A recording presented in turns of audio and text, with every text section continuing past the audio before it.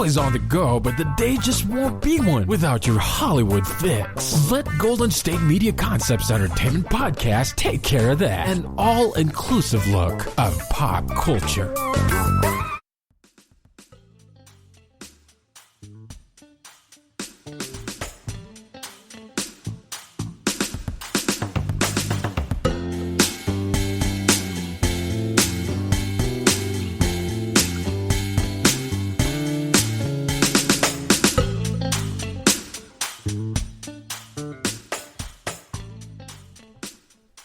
Welcome to the GSMC Entertainment Podcast, brought to you by the GSMC Podcast Network. I am your host, Patrick Kennedy. Hello, my lovely listeners. Boy, do I have some good stories for you all on today's show. But before we dive in, I mentioned last time that I wanted to start doing some updates on past stories that I've discussed on the show. There are so many that are developing, and every day I swear I'm seeing some new juicy stuff come out on them, so I just feel like I would be doing you a great disservice if I didn't give you the latest on them. Firstly, Bill and Melinda Gates again. Woof. Bill was apparently just not on his best behavior at all during this marriage. As if the Jeffrey Epstein meetings were not cringe enough, it turns out that he had a lengthy affair with a Microsoft employee who wanted his wife to know about it. The company's board became aware in 2019 that a Microsoft engineer penned a letter alleging that she and Gates had a sexual relationship over the years. The woman demanded changes to her Microsoft job and also asked that Gates' now estranged wife, Melinda, read her letter, though it's unclear if that actually happened. Board members hired a law firm to conduct an investigation into the relationship, and during the probe, some members grew concerned about the allegation and decided that Gates, who founded the firm in 1975, should step down as director of the board. A spokeswoman for Gates admitted there was an affair almost 20 years ago, which ended amicably. She denied that his decision to step down from the board was related to the affair, adding, in fact, he had expressed an interest in spending more time on his philanthropy starting several years earlier.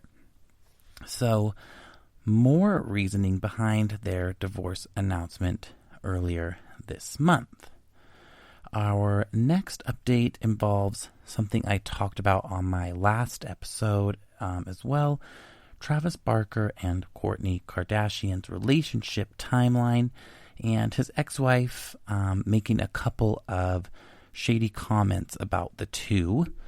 Well, apparently she also claims that Travis and Kim Kardashian hooked up. Shauna Moakler, his ex-wife, has made the shocking claim that she had ended her marriage to Travis Barker because he was cheating on her with Kim Kardashian. The rumor sparked when Shauna and Travis's daughter, Alabama, took to her Instagram story to blast her mother for, quote, never completely being in her life, adding that she was not an amazing mom. In the screenshot she shared, Shanna's lengthy response, which included the part, quote, I divorced Travis because I caught him having an affair with Kim. Now he's in love with her sister. It's all gross. I'm not the bad guy, end quote. Wow. So, in my story, I did mention in the timeline that Travis had said that he had a crush on Kim when he was dating Paris Hilton back in 2006, because Kim and Paris were friends. So it does raise questions on whether or not this is true. However, sources close to Kim are saying that this is completely false. The two were and just have been friends throughout the years. All right, that's going to wrap up our updates for this episode. If you want a bit more on these stories, you can find reports of them online. Okay, getting into our first story for today's episode. What to know about Hulu's Pam and Tommy, aka Pamela Anderson and Tommy Lee series. Hulu is set to dive into one of the most iconic and scandalous celebrity couples of the modern era with the new limited series Pam and Tommy, starring Lily James as actress Pamela Anderson and Sebastian Stan as drummer Tommy Lee. The project is directed by I, Tanya's Craig Gillespie, who follows the duo's whirlwind relationship and the bombshell leak of their honeymoon sex tape. As photos from the production begin to surface, with both leads bearing uncanny resemblances to their real-life counterparts, we're gathering all the details to know about the upcoming show. Firstly, Lily James and Sebastian Stan have completely transformed for their roles. The first photo shared by Hulu made the internet do a collective double take, and Lily James is known for films like Cinderella and Mamma Mia. Also, Here We Go Again, and she underwent a drastic change to become Anderson, adopting the feathery blonde hair, heavy makeup, skinny brows, and figure-hugging wardrobe and French tips.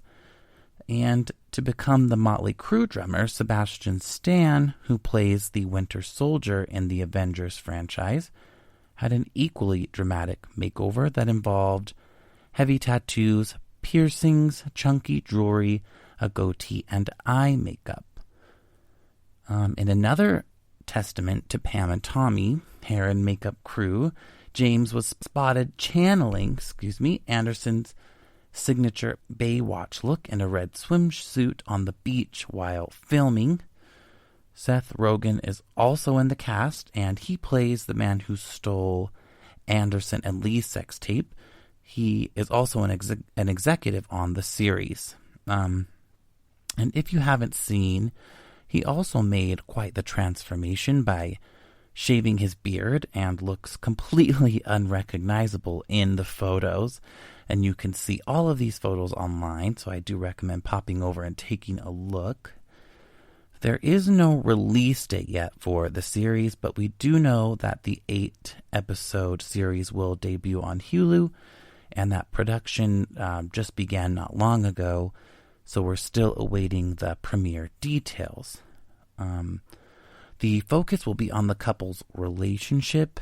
It has been reported that though the sex tape scandal plays a big part in the narrative, that the Pam and Tommy series will mostly focus on Anderson and Lee's whirlwind romance that started with them marrying after only knowing each other for 96 hours in 1995. So, the leak of their private honeymoon footage shook the industry when it came to celebrity privacy and evolved into a messy legal dispute. The pair sued the video distribution company Internet Entertainment Group and eventually reached a confidential settlement. The pair welcomed sons Brandon Lee in 1996, and I actually talked a bit about him in my last episode, as he is now a cast member on The Hills' New Beginnings, and they also had Dylan Lee in 1997. Despite their rock and roll status and tabloid domination, Anderson and Lee's relationship was volatile and later turned violent. In 1998, Lee was sentenced to 6 months in jail for spousal battery. Anderson filed for divorce, and shortly after the altercation that led to Lee's jail time, the former couple former couple are not involved in the production of Pam and Tommy, but are reportedly aware that it is in the works. Aware indeed, according to Courtney Love, who chimed in. The real-life Pam Anderson may not approve of this, and Courtney Love, being a longtime friend, called out the Hulu series and Lily James's portrayal in a Facebook post on May 16th that has now been deleted. She called the series so effing outrageous and accused it of inflicting complex trauma on Anderson. Courtney Love also recalled the real moment when the actress and Tommy Lee's sex tape was stolen, saying it was disgusting. I banned anyone discussing it. It destroyed my friend Pamela's life utterly. She didn't mince words for Lily James either, saying, quote, "And shame on Lily James, whoever the F she is." Wow. Yikes.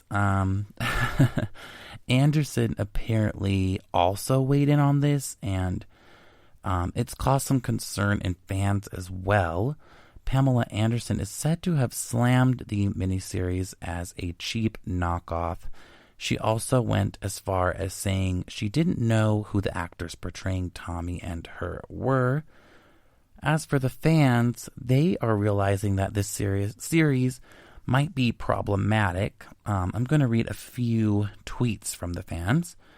First one, quote, "You shouldn't watch the series, Pam and Tommy. If Pamela Anderson, the one who got abused in the relationship, is not comfortable with it and doesn't like the idea of the series." Another fan said in response, "So true. I love Sebastian and Lily, but that was a rough time for Pamela Anderson, and they should have not done the series without her approval." Another fan says, "Doesn't anyone else think it's super effed up that Pamela Anderson was abused by Tommy Lee and they're making a series about their relationship despite Pamela's repeated objections to it?" So, okay.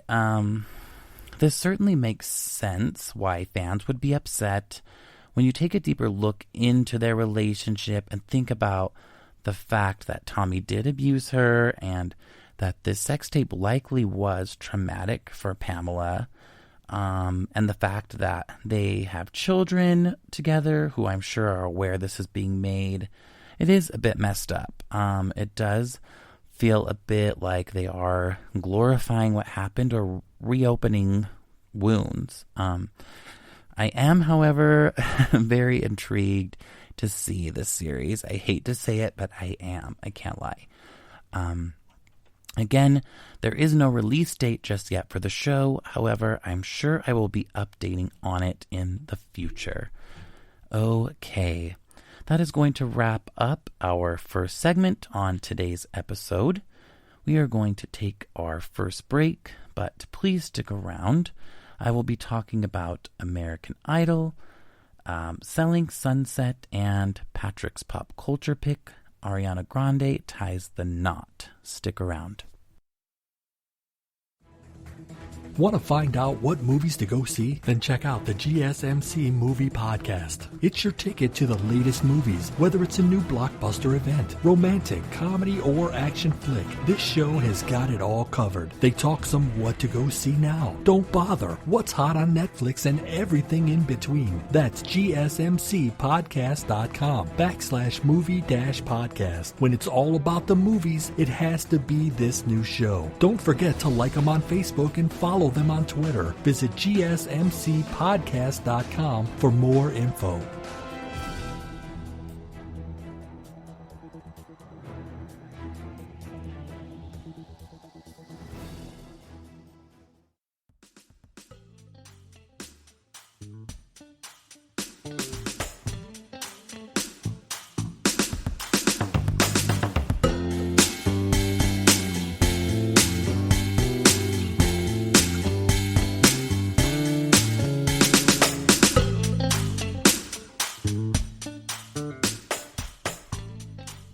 Welcome back to the GSMC Entertainment Podcast, brought to you by the GSMC Podcast Network. In our last segment, I gave you some updates from my previous episodes, including a new update about Bill Gates.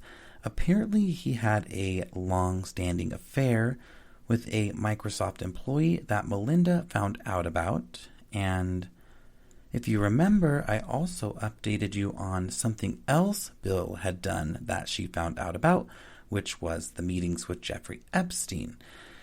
So it really just sounds like Billy Boy was a philandering philanthropist. So more reasons coming out on him and why they are getting divorced. I also gave a brief update on Travis Barker and Kourtney Kardashian. The two are in a relationship, and his ex-wife, Shanna Moakler, has been pretty vocal about it in the press, calling their PDA weird. And as of yesterday, news broke that she claims the marriage between her and Travis ended because he was cheating on her with Kim Kardashian, who is Kourtney's sister, obviously. So it sounds like this is completely untrue according to sources close to the Kardashian clan, but there is a little bit of me that feels it could be true. You never know. He did say he was super into her years back, so we shall see. Now, for the second story of today's show, American Idol. I have been living for this season, and we are now down to the final 3 contestants, so I thought it might be fun to talk about it a bit. You'd have to live under a rock to not know what American Idol is. However, I get that there are a lot of you who likely do not watch the show or used to watch and do not anymore. So I'll give you a little history on it. To start, American Idol is an American reality television series in which aspiring singers compete for a recording contract and a shot at wealth and fame. Following its debut on the Fox network, American Idol became one of the most watched shows in the United States and produced numerous imitations. After a 2-year hiatus, it returned to TV in 2018, airing on ABC. The American Idol format was actually imported from the UK, where Pop Idol, the creation of music and television executive Simon Fuller, aired. Both shows followed the same premise. Judges travel throughout the country in search of its most talented singer. In the American version, a series of auditions narrowed the candidates to a top few who compete against each other on a studio set in Hollywood. Originally, contestants had to be between 16 and 24 years of age. The rules later were modified, eventually allowing performers ages 15 to 28. The early auditions tended to focus on the spectacle offered by tone-deaf contestants, warbling before the judges. As the field of candidates narrowed, the show became a more stylized showcase for talented contestants. The performers sing well-known pieces, which usually correspond to a set of themes that varied from week to week, and celebrity guests routinely make appearances on the show. In the contest final stages, the home audience, rather than the panel of judges, votes via phone, text message, or online, and thereby decide the winner. The show's original lineup featured co-hosts Ryan Seacrest and Brian Dunkelman and a panel of judges consisting of former pop star Paula Abdul, music producer Randy Jackson, and British music executive Simon Cowell. During the auditions, the judges critiqued the performers in a predictable manner. Abdul's comments were typically sympathetic, Jackson's humorous, and Cowell's pretty cruel. After American Idol's first season in 2002, host Dunkelman left the program and Ryan Seacrest became its sole host. The show's 8th season in 2009 saw a number of other changes to the show's formula, most notably the addition of a 4th judge, who was songwriter Cara DioGuardi. Judges were also given the power to directly influence the final rounds of competition with the judges' save rule, which allowed the panel to override the votes of the viewing public once per season to give a deserving contestant a second chance. In August 2009, Abdul left the show when contract negotiations with American Idol producers broke down, and she was replaced by Ellen DeGeneres. At the conclusion of the 9th season in May 2010, Cowell left the program, and both DeGeneres and DioGuardi departed later that year. In later seasons, Jackson was joined on the judging panel by such musicians as Jennifer Lopez, Steven Tyler, Mariah Carey, Keith Urban, Nicki Minaj, and Harry Connick Jr. In 2014, his last year on the show, Andy Jackson moved into a mentorship role, leaving the judging to Keith Urban, Jennifer Lopez, and Harry Connick Jr. In 2015, it was announced that the show would end with its 15th season, and the final episode on the Fox network aired on April 7th in 2016. All right, so that brings us to the reboot, which was in March 2018. A reboot of American Idol debuted on ABC.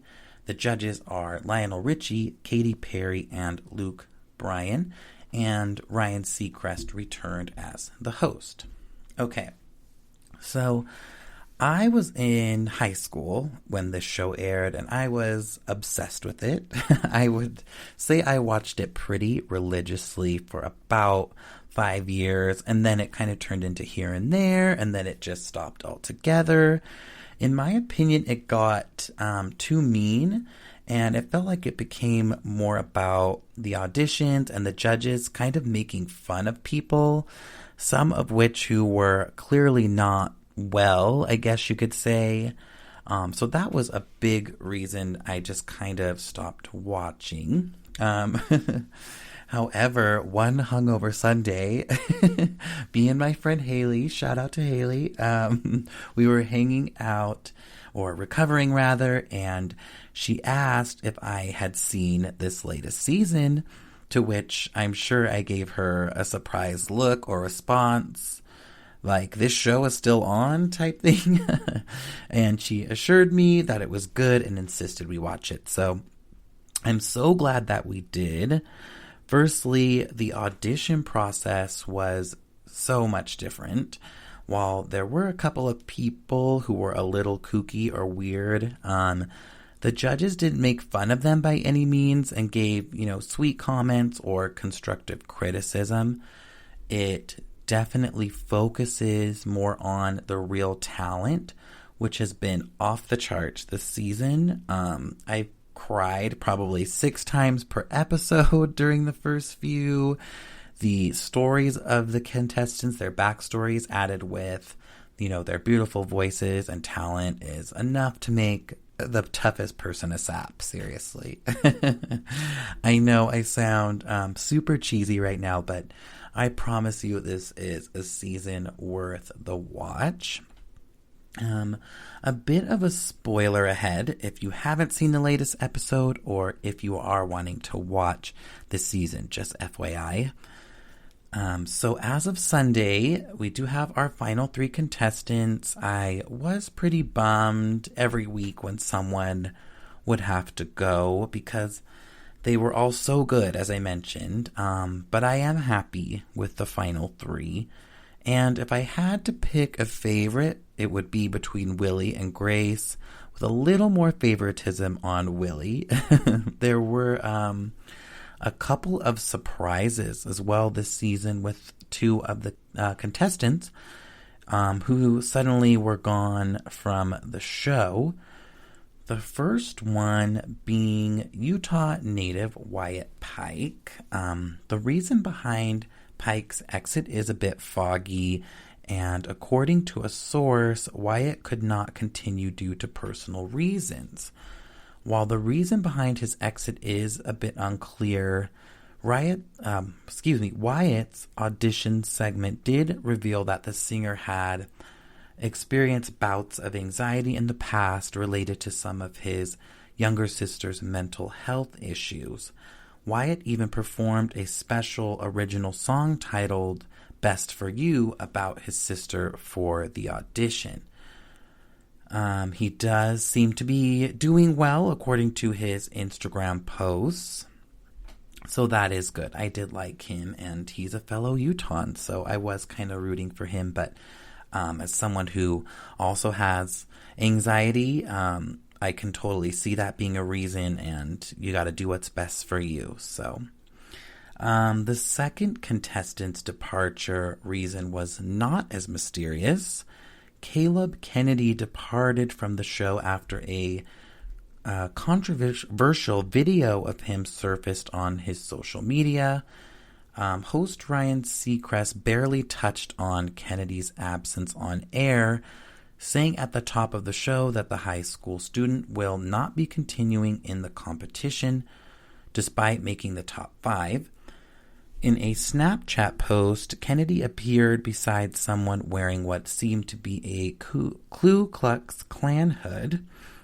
Kennedy's family said the video was recorded when he was 12, and his mother, Anita Guy, said the video was taken after Caleb had watched the movie The Strangers Pray at Night, and they were imitating those characters. She added, Caleb doesn't have a racist bone in his body. Judges Lionel Richie and Luke Bryan gave their thoughts on the controversy in a virtual Q&A after the show, saying, first and foremost, as judges and as a judges panel, we love these kids and we get emotionally involved. We wish nothing but the best for Caleb, and it does make for a very, very challenging and upsetting week. Richie added that he hopes this will be a learning experience for the teenager, saying, quote, we grow up, we make mistakes, and we look at our lives behind us many, many times, and we say, God, what was I thinking about when I did that? This is one of those situations. If I'm being honest, Caleb was probably the only one I wasn't a huge fan of. So I wasn't devastated by this at all, especially knowing what the reasons were. I saw the video in question. It does certainly look like a KKK hood. And to top it off, despite what his mother had to say about it, he left a statement on his Instagram apologizing for it, saying he was young and did not think about what he was doing, etc. So, in my opinion, kind of acknowledging it. I think he likely would be in the final 3 had this not happened. His song is apparently still charting even after all of this. So that kind of says something. All right. The American Idol finale will air on Sunday, May 23rd at 8 p.m. And you can stream all of the of this season's episodes on Hulu. Okay, that will wrap up our second segment. We are going into our next break, but please stick around. I will be talking about the Netflix hit Selling Sunset when we return. Tired of searching the vast jungle of podcasts? Now listen close and hear this out. There's a podcast network that covers just about everything that you've been searching. Hey! The Golden State Media Concepts Podcast Network is here. Nothing less than a podcast bliss with endless hours of podcast coverage. From news, sports, music, fashion, cooking, entertainment, fantasy, football, and so much more. So stop lurking around and go straight out to the Golden State Media Concepts Podcast Network. Guaranteed to fill that podcast itch. whatever it may be. Visit us at www.gsmcpodcast.com. Follow us on Facebook and Twitter, and download us on iTunes, SoundCloud, and Google Play.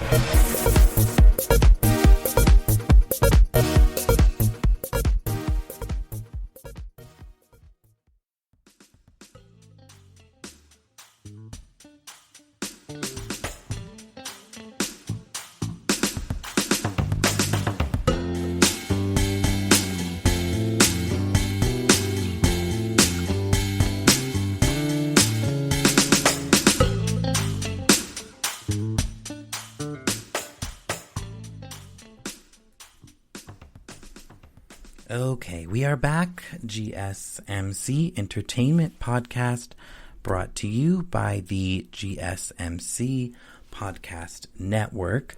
In our last segment, I talked about the singing competition show we all know and some of us love, American Idol. I went over a history of the show. It started in the UK, came to the US, and was on Fox from 2002 to 2016 before ending on that network. And then in 2018, it was rebooted on ABC with new judges and Ryan Seacrest returning as the host. I talked about how much I have loved this new season. The talent has been unreal, and it is down to the final three, who are all so great. I also talked about a couple of the contestants being booted from or leaving the show. Wyatt Pike left for personal reasons, and Caleb Kennedy, who was a front runner, was apparently kicked off after video surfaced of him with someone in what appears to be a Ku Klux Klan hood. If you want to catch up on this season, which I highly recommend, you can stream episodes on Hulu, and the finale is this Sunday, May 23rd at 8 p.m. Okay, I'm going to talk about another favorite binge-worthy show I can't get enough of, Selling Sunset on Netflix, some of the best feuds, and what we need to know about the upcoming fourth season.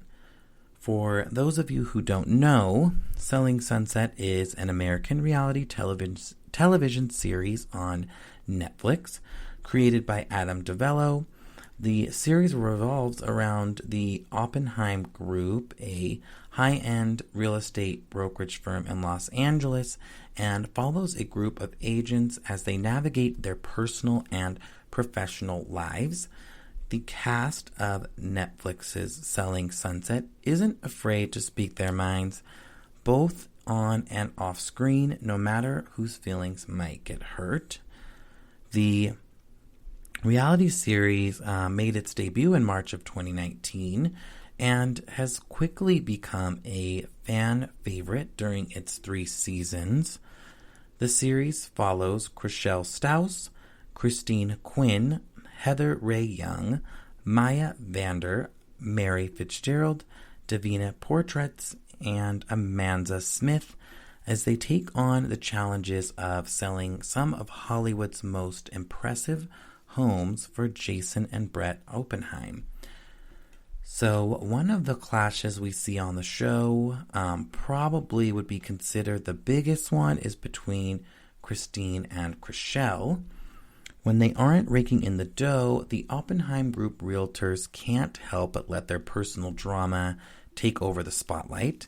As her ups and downs with Chriselle continue to make headlines, Christine hinted that there's more to their relationship than what's shown on the show. She said, quote, "From day one, obviously, producers had certain things in mind. They wanted us to clash, obviously. At first, we didn't. We got along great. We were friends. She was at my house. We were drinking, having a good time. I was getting to know her, and then storylines came into play. Then we realized, oh, shoot, this is affecting our real lives. Obviously not shoot, but gotta do it. The duo faced off in a blowout argument at the end of the first season, and shortly after the episode aired, the All My Children alum blocked her co-star on social media.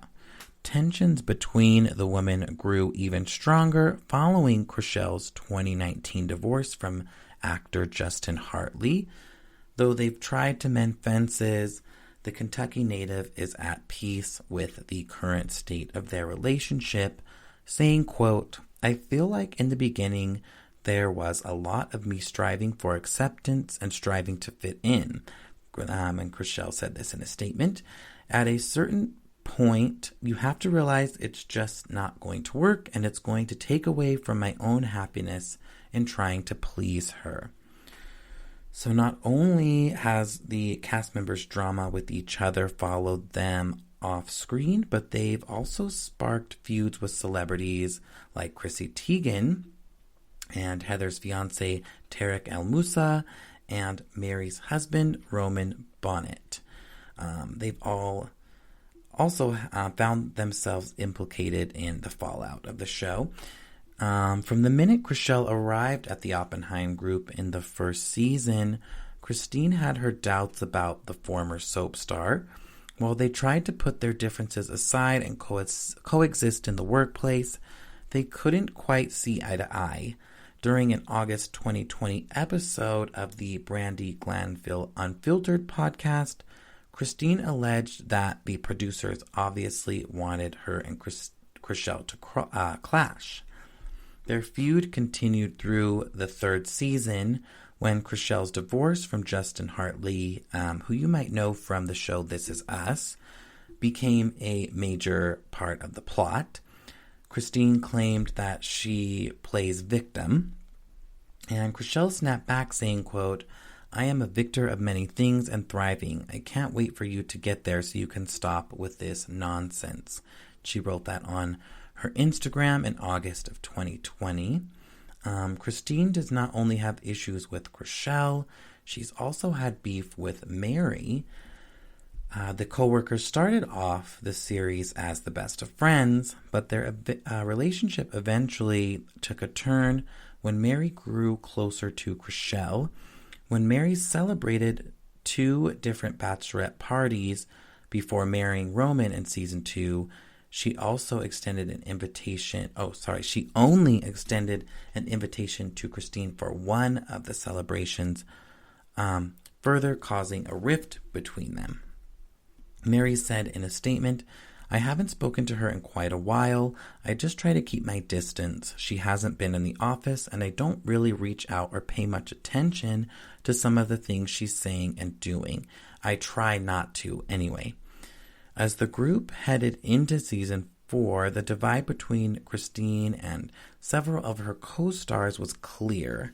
Mary, for her part, accused Christine of lying about her not being supportive of her pregnancy. Mary said, quote, "I was like, I thought we were okay, and apparently we're not. I don't know. I wouldn't be the first person she would call, and she wouldn't be the first person I would call either. But I didn't expect for her to respond in such a positive way and appreciative way and then go to the world and say I didn't even acknowledge her pregnancy because that's a flat out lie and I have proof of it." All right. Another feud was between Davina and Jason Oppenheim. Despite pushback from her boss, Davina accepted a $75 million listing from a high-profile client during the show's second season. At the time, Jason was against taking on the overpriced sale, which would end up being embarrassing for the brokerage if they couldn't close the deal. By the end of season 3, Davina still hadn't found a buyer. Davina said in a statement, "It's very difficult to even find a client like that. So I think Jason appreciates that. And if you look at the big picture, I think all of the girls know that they would all love to have a client like that." End quote. Then there was Amanza versus Heather. When Heather made her romance with Tarek El Moussa public, and Tarek, side note, is also known from the show Flip or Flop, which is a home flipping show on HGTV that he did for many years with his ex-wife Christina. Before their divorce, that was highly publicized. Amanza attempted to share some friendly advice from her perspective as a mom to Heather, saying, quote, "It terrifies me how fast you have met those kids," which prompted a quick clapback from Heather, saying, "It's going to work out. We are very serious. We are going to move in together, and we are moving forward with everything. I'm glad that you are worried about my boyfriend's children." The pair later seemed to resolve their drama in the third season after being forced to work together on a remodeling project. And then there was Davina versus Chrishell. In the third season, Chrishell's shocking divorce divides the Oppenheim Group employees into two camps, Team Chrishell and Team Justin Hartley. When Davina pointed out that there could be more to the story than was made public, she quickly faced the wrath of her co-workers.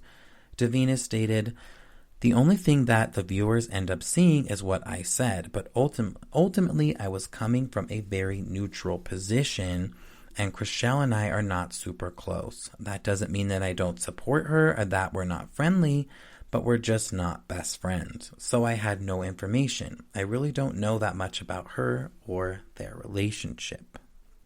Moving on to the cast versus Chrissy Teigen.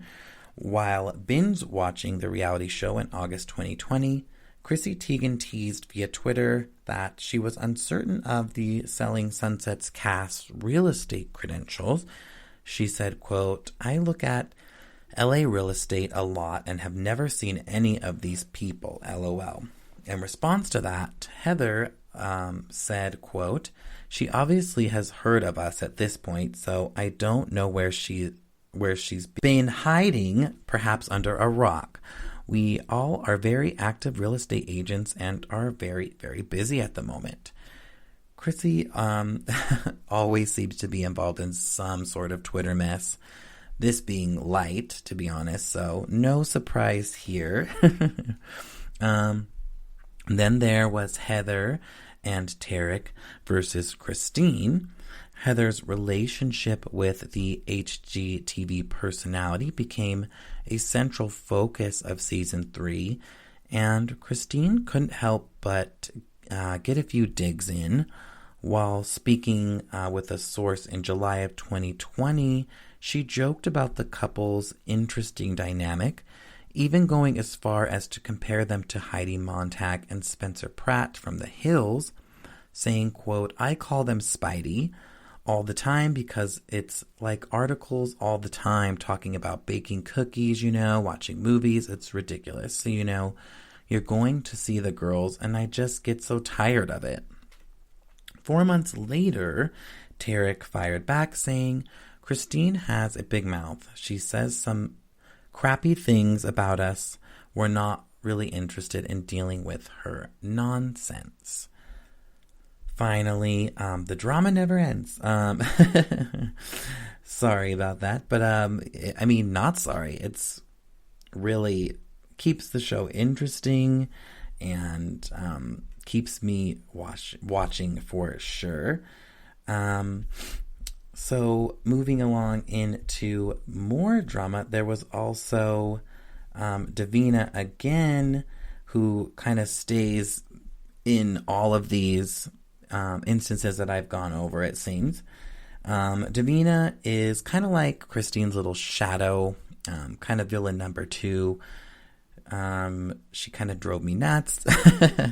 So, in the second season of Netflix's series, tensions grew between Davina and Heather's fiance Roman.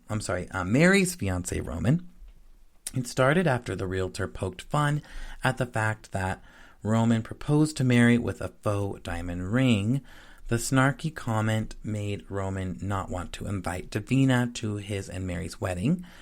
After the drama played out on the show, Roman told fans in an Instagram Q&A that he thought Davina was nothing special. So a lot of drama between the cast on and off the show, as you can hear from this. The show is from the same creator as The Hills, Adam DeBello, as I mentioned in the beginning. So if you haven't seen this and that's a show you're into, this one is fairly similar, but I like the real estate aspect thrown in it. There's some really great homes that are shown. On March 10th, Netflix announced a fourth series has officially been commissioned. I believe they're also in production as of now. It has also been revealed that the brokerage has split and Brett Oppenheim has left to set up his own agency, and the upcoming season might add brand new agents into the mix. It sounds like a lot of them still do not get along. Davina has left and gone to another agency, so I don't believe we'll be seeing her on the show, which is fine with me. As I kind of said, she drove me nuts. And then a couple of the cast members I didn't get into much. If you remember Maya, she talked about moving to Miami. She was floating the idea of opening up her own real estate agency in Miami during season 3, which could take center stage in a follow-up season. Interestingly, her personal website suggests Maya's working in Miami full-time now, so the transition may have already happened. Then there was Amanda, who talked about her own design company before joining the Oppenheim group. Amanda, was a stager, meaning it was her job to make houses look beautiful before they were sold. The star recently took to Instagram to reveal that she had set up her own design company, Amanda LLC. So maybe they will show some of that. She was not doing very well at real estate, so I feel that is likely a better move for her. No real release date as of yet, but I'm sure we will hear of one very soon, and when I do, I will be sure to give you all an update. All right. We are going into our last break of today's show, but when we come back, it's Patrick's pop culture pick. Ariana Grande is a married woman. Stay tuned. Golden State Media Concepts bring you Book Review Podcast, a haven for bookworms of all ages and the widest genres, from mystery to memoirs, romance to comedy, fantasy to sci-fi. If you love to read, this is the podcast for you. It's the Golden State Media Concepts Book Review Podcast.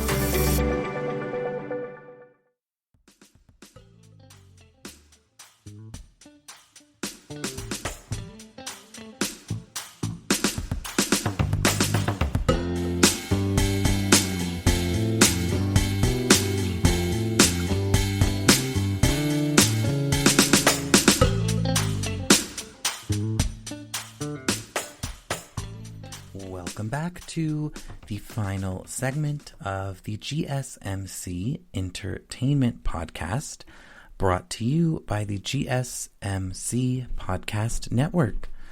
In my last story, I talked about the popular Netflix series Selling Sunset. I went over some of the feuds between the cast members that occurred on and off the show over the last 3 seasons, and also gave you some information on the upcoming 4th season, which I believe is in production. Hopefully, we will see a release date in the next couple of months. Okay, now for my pop culture pick, my big fat Grande wedding. Ariana Grande is married. Before I get into what we know about the ceremony, let me just say I am a super fan. I am still listening to her album Positions on repeat most days, and it's been out for months, so that says something. As I do with all of her music, honestly. I also really, really loved her Netflix special, Excuse Me, I Love You, which is a documentary of her The Sweetener World Tour. Okay, I'll stop fangirling. I also thought it might be a good idea to recap some of Ariana's dating history before jumping into her marriage. So here we go. Ariana Grande is no stranger to relationships and breakups, whether it was falling head over heels for Mac Miller or being briefly engaged to Saturday Night Live star Pete Davidson. Grande has opened up her heart to love and loss. The singer finally found her happily ever after with Dalton Gomez after experiencing some highs and lows in her dating life. Her past relationships include Graham Phillips from 2008 to 2011, singer Jai Brooks from 2012 to 2014, The Wanted's Nathan Sykes briefly in 2013. Grande grew close to Big Sean in 2014, but they broke up 8 months later due to conflicting tour schedules.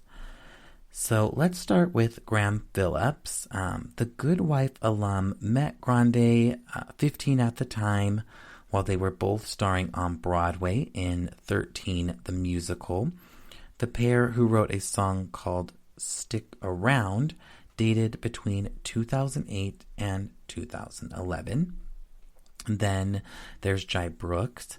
They began dating in August of 2012, but split in October 2013, with Brooks taking to his Twitter to accuse the Disney alum of cheating on him with Nathan Sykes, saying, quote, "Yes, I was cheated on. Yes, it does suck. Yes, I was left for another man." Ariana responded to those claims by saying, "Woke up this morning in complete and utter shock. I guess I shouldn't be so surprised. You said to me if I didn't come back to you, you'd make me look bad to the entire world. I'm no longer afraid of you or your lies anymore." Despite their feud, the pair got back together briefly in May of 2014, only to break up for good in August. And then her and the Wanted singer Nathan Sykes began dating in August 2013 after they released Almost Is Never Enough from the soundtrack of the Mortal Instruments' City of Bones. Their relationship was short-lived. After that was one of the more publicized, longer relationships of hers. Following months of speculation, Ariana confirmed she was dating Big Sean in October of 2014, calling him, quote, "one of the most amazing men in the world. It's gotten serious very fast," end quote. Meanwhile, Glee star Naya Rivera, who was engaged to Big Sean and who has sadly passed away in what was considered an accidental drowning in 2020, said that before they split up in April 2014, and later alleged in her book, Sorry Not Sorry, that she found Ariana Grande at his home while she and Big Sean were still dating. Despite their romance, Grande and Big Sean ended their relationship 8 months later in April of 2015. She later mentioned Big Sean in Thank You Next, a single Grande released in November 2018, where she showed gratitude for her previous exes, saying, quote, "Thought I'd end up with Sean, but he wasn't a match," end quote. After Big Sean was Ricky Alvarez. The backup dancer and Grande were first linked in the summer of 2015 following her split from Big Sean, although Grande told Billboard magazine in May 2016, quote, "I'm a very happy girl," end quote. The pair split 2 months later. However, they seemingly remain on good terms. Following the release of the song Thank You Next, Alvarez posted a clip of him listening to the song, and Grande jokingly responded, quote, "I'm sorry you got the worst line. It was meant V lovingly," end quote. And that was in reference to her lyrics, that wrote some songs about Ricky, now I listen and laugh. All right, with a heavy heart, we move on to her relationship with Mac Miller. She dated the rapper from 2016 to 2018. It was confirmed in May of 2018 that the pair had broken up.